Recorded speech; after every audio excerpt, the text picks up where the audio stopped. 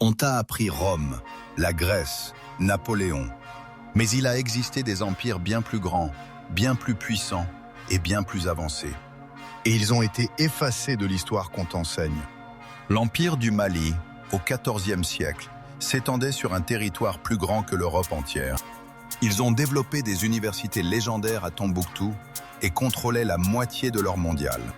Les luttes de pouvoir interne et les invasions extérieures ont fini par le morceler.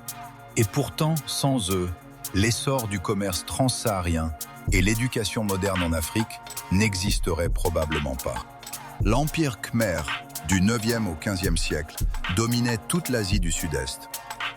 Pendant que l'Europe vivait encore dans des cabanes en bois, cet empire avait déjà construit Angkor.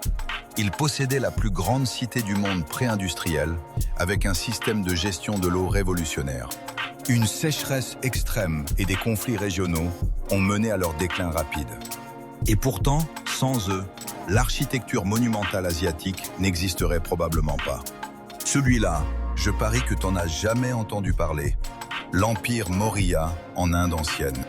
Au IIIe siècle avant notre ère, il unifiait presque tout le sous-continent indien. Ils ont inventé l'acier à haute résistance et propagé le bouddhisme à travers toute l'Asie.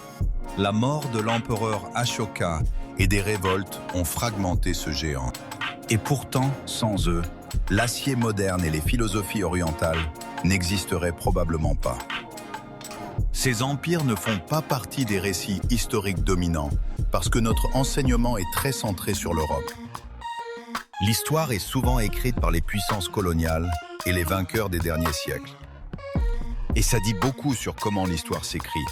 Lequel te donne le plus envie d'en savoir plus? Commente.